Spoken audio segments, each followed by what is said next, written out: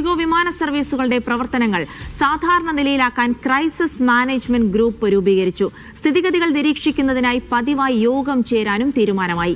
7ാം ദിവസവും ഇൻഡിഗോ പ്രതിസന്ധി തുടരുകയാണ്. മുംബൈ വിമാനത്താവളത്തിൽ ഉൾപ്പെടെ സർവീസ് മുടങ്ങി. തൗഫീഖ് അസ്ലമുണ്ട് വിവരങ്ങൾ നൽകാനായി. തൗഫീഖ്, ഒരു ക്രൈസിസ് മാനേജ്മെന്റ് രൂപീകരിച്ചുകൊണ്ട് പ്രതിസന്ധി പരിഹരിക്കാനുള്ള ശ്രമങ്ങളാണ് നടത്തുന്നത്. കൃത്യമായൊരു വീഴ്ച വന്നു എന്ന് DGCA തന്നെ ചൂണ്ടിക്കാട്ടിയ ഒരു പശ്ചാത്തലത്തിൽ കൂടിയാണ് പുതിയ തീരുമാനമെന്നറിയുന്നു. വിശദാംശങ്ങൾ എന്തൊക്കെ?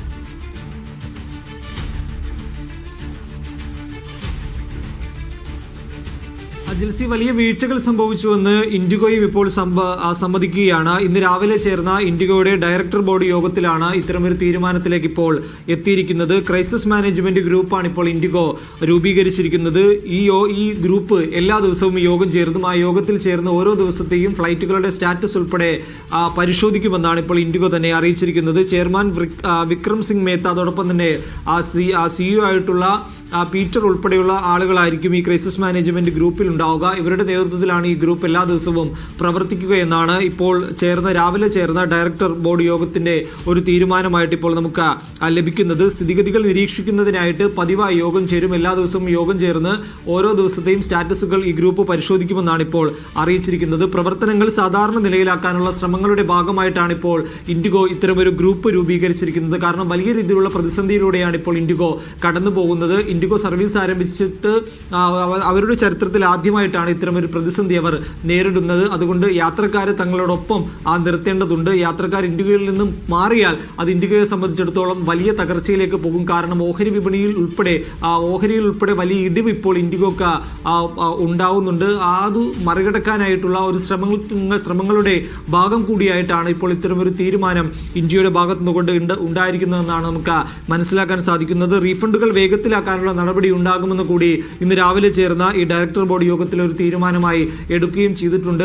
CEOക്ക് കഴിഞ്ഞ ദിവസമായിരുന്നു വ്യോമയാന മന്ത്രാലയം ഇത് സംബന്ധിച്ചിട്ടുള്ള ഷോക്കേസ് നോട്ടീസ് നൽകിയത്. എത്രയും വേഗം ഇതിലൊരു വിശദീകരണം നൽകണം. CEOയുടെ ഉത്തരവാദിത്തങ്ങൾ നിർവഹിക്കുന്നത് വലിയ രീതിയിലുള്ള വീഴ്ചകൾ എൽബസിന് ഉണ്ടായിട്ടുണ്ട്. അതുകൊണ്ട് കൃത്യമായിട്ടുള്ള വിശദീകരണം നൽകിയില്ലെങ്കിൽ നടപടി ഉണ്ടാകുമെന്നായിരുന്നു ഇന്നലെ ഇൻഡിഗോയുടെ അധികൃതരെ വ്യോമയാന മന്ത്രാലയത്തിലേക്ക് വിളിച്ചു വരുത്തിയതിനു ശേഷം രേഖാമൂലവും അതോടൊപ്പം തന്നെ നേരിട്ടും വ്യോമയാന മന്ത്രാലയം ഒരു മുന്നറിയിപ്പ് നൽകിയിരിക്കുന്നത്.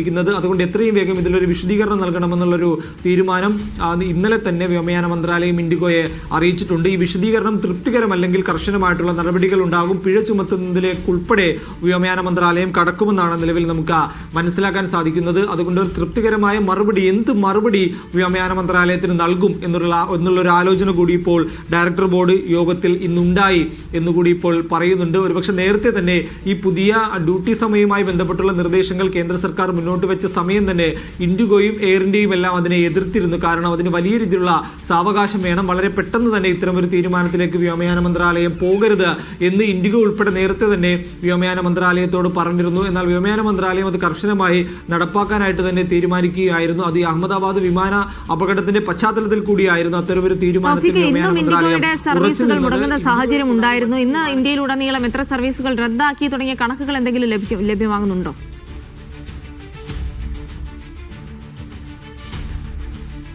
ഉച്ചയോടുകൂടി അത് ലഭ്യമാകുമെന്നാണ് പ്രതീക്ഷിക്കുന്നത്. നിലവിൽ ഡൽഹിയിലും അഹമ്മദാബാദിലും അതോടൊപ്പം തന്നെ മുംബൈയിലും ഉൾപ്പെടെ വിമാനങ്ങൾ വൈകിയിട്ടുണ്ട്. ആളുകൾ വിവിധയിടങ്ങളിൽ പ്രതിഷേധിക്കുന്നുണ്ട്.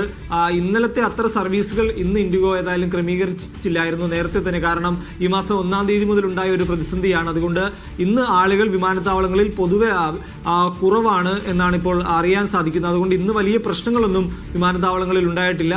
പക്ഷേ ഫ്ലൈറ്റുകൾ ഇന്നും പഴയതുപോലെ തന്നെ മുടങ്ങുന്നുണ്ട്. ചിലത് പലയിടങ്ങളിൽ നിന്നും ഇതുവരെയും എത്തിച്ചേർന്നിട്ടില്ല. അത്തരത്തിൽ വലിയ പ്രതിസന്ധി ഇപ്പോഴും ഇൻഡിഗോയിൽ നിലനിൽക്കുന്നുണ്ട്. അത് പരിഹരിക്കാനുള്ള ശ്രമങ്ങൾ ഉണ്ടാകും. 1-2 ദിവസം കൂടി എടുത്താൽ മാത്രമേ കുറച്ചെങ്കിലും ആ പ്രശ്നം പരിഹരിക്കാൻ സാധിക്കുകയുള്ളൂ എന്നാണ് ഇൻഡിഗോ അധികൃതരിൽ നിന്നും ഇപ്പോൾ നമുക്ക് ലഭിക്കുന്ന വിവരം. അതുകൊണ്ട് വളരെ പെട്ടെന്ന് അത് ഉണ്ടാവുകയില്ല. ഇനിയിപ്പോൾ റീഫണ്ടുമായി ബന്ധപ്പെട്ടുള്ള കാര്യങ്ങളിലാണ് ഒരു അന്തിമമായിട്ടുള്ളൊരു കാര്യത്തിലേക്ക് എത്തേണ്ടത്. കാര്യം ഇന്ന് രാത്രിയോടുകൂടി യാത്രക്കാർക്ക് മുഴുവൻ പണവും തിരികെ നൽകണമെന്നാണ് വ്യോമയാന മന്ത്രാലയം ഇൻഡിഗോക്ക് നിർദ്ദേശം നൽകിയിരിക്കുന്നത്. അതിൽ ഒരു തരത്തിലുള്ള വീഴ്ചയും ഉണ്ടാകരുത്. ആളുകളിൽ നിന്ന് വാങ്ങിയ പണം പണം ₹1 പോലും കുറക്കാതെ തിരികെ നൽകണം, ഇല്ലെങ്കിൽ അതിലും നടപടി ഉണ്ടാകുമെന്ന് അറിയിച്ചിട്ടുണ്ട്. അതുകൊണ്ട് ഇന്ന് രാത്രിയോടുകൂടി തന്നെ മുഴുവൻ യാത്രക്കാർക്കും ആ ടിക്കറ്റ് റദ്ദായ യാത്രക്കാർക്ക് ആ പണങ്ങൾ തിരികെ നൽകാനുള്ള ഒരു ശ്രമങ്ങൾ കൂടി ഇന്ത്യയുടെ ഭാഗത്തുനിന്നുകൊണ്ട് ഉണ്ടാകുമെന്ന് ഇന്ന് രാവിലെ ചേർന്ന ഈ ഡയറക്ടർ ബോർഡ് യോഗത്തിൽ ഒരു തീരുമാനമായിട്ടുണ്ട്. അതിൽ വീഴ്ച വരാനുള്ള സാധ്യത വളരെ കുറവാണ്. കാരണം വലിയ പ്രതിസന്ധിയിലൂടെ കടന്നു പോകുന്ന സമയം ഇനിയും യാത്രക്കാരെ പ്രകോപിപ്പിക്കുന്ന ഒരു നിലപാട് ഇന്ത്യയുടെ ഭാഗത്തുനിന്നുകൊണ്ട് ഉണ്ടാകില്ല എന്നാണ് പ്രതീക്ഷിക്കുന്നത്. ഒപ്പം ഈ നിലവിലത്തെ പ്രതിസന്ധി മറികടക്കാനായിട്ടുള്ള ശ്രമങ്ങൾ ഇതിനോടകം തന്നെ ആരംഭിച്ചിട്ടുണ്ട്. ഇനിയിപ്പോൾ കുറച്ച് ദിവസത്തേക്ക് അധിക സർവീസുകൾ ഇന്ത്യയുടെ ഭാഗത്തുനിന്നുകൊണ്ട് ഉണ്ടാകില്ലെന്നാണ് നിലവിൽ ലഭിക്കുന്ന വിവരങ്ങൾ. ഇന്ത്യക്ക് ആശ്വാസമായിട്ട് ആ സമയക്രമം ഫെബ്രുവരി വരെ DGCA നീട്ടി നൽകിയിട്ടുണ്ടെങ്കിലും ഈ പ്രശ്നം പരിഹരിക്കാനുള്ള ശ്രമങ്ങൾ ഇന്നു മുതൽ തന്നെ ആരംഭിക്കണം എന്നുള്ള നിർദ്ദേശം നൽകിയിട്ടുണ്ട്. ചില ഇളവുകൾ മാത്രമാണ് ആ നിയമത്തിൽ ഇന്ത്യക്ക് അനുവദിച്ചിരിക്കുന്നത്. അത് ഈ രാത്രി സമയത്തെ വിമാനങ്ങളുടെ ലാൻഡിംഗ് ഉൾപ്പെടെയുള്ള കാര്യങ്ങളിലും വിശ്രമവും അതോടൊപ്പം തന്നെ അവധിയും ഉൾപ്പെടെയുള്ള കാര്യങ്ങളിൽ മാത്രമാണ്. പക്ഷേ ഈ പ്രതിസന്ധി പൂർണ്ണമായും പരിഹരിക്കണമെങ്കിൽ കൂടുതൽ പൈലറ്റിനെയും കൂടുതൽ ജീവനക്കാരെയും എല്ലാം ഇന്ത്യക്ക് ഇനിയിപ്പോൾ നിയമിക്കേണ്ടി വരും. എന്നാൽ മാത്രമേ ഫെബ്രുവരിയോടുകൂടി ആ പ്രതിസന്ധി മറികടന്നുകൊണ്ട് DGCA പുതിയ ചട്ടം അനുസരിച്ച് വിമാന സർവീസുകൾ നടത്താൻ സാധിക്കുകയുള്ളൂ. ശരി.